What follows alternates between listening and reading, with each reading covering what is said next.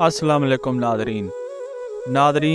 آج ہم اس ویڈیو میں بات کریں گے شیر پنجاب دلہ بھٹی کی۔ ناظرین، دلہ بھٹی پنڈی بھٹیاں کا شہید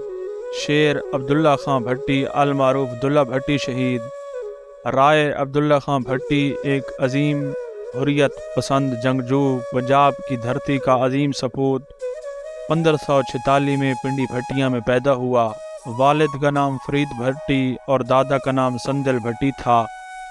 جو بیرونی حملہ آوروں کے خلاف ڈٹ گیا اور ان کی اطاعت قبول کرنے کی بجائے موت کو ترجیح دی۔ ناظرین، دلہ بھٹی نے اپنے وقت کی سپر پاور مغلوں کے سامنے ڈٹ کر مغل حکمرانوں کو ناکوں چنے چبوائے اور اپنی دھرتی ماں پر قدم نہ جمانے دیے، اور اپنی تمام زندگی مغلوں کی ناک میں دم کیے رکھا، اور مغل بادشاہ اکبر کو اپنا دارالحکومت 10 سال تک دہلی سے لاہور منتقل کرنے پر مجبور کر دیا۔ پنجاب کے اس عظیم سپوت نے جرت، غیرت اور بہادری کی داستان عبداللہ خان بھٹی المعروف دلہ بھٹی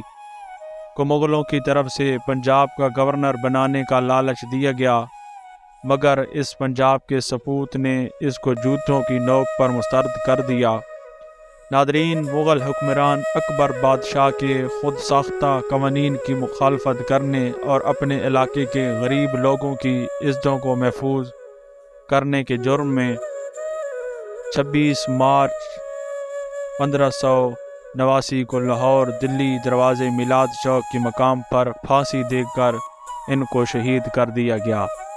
دلہ بھٹی شہید کی میت مشہور صوفی شاعر اور والی کامل حضرت شاہ حسین المعروف مادھو لال حسین، جن کا ہر سال لاہور میں میلہ چراغاں کے نام سے بہت بڑا میلہ لگتا ہے،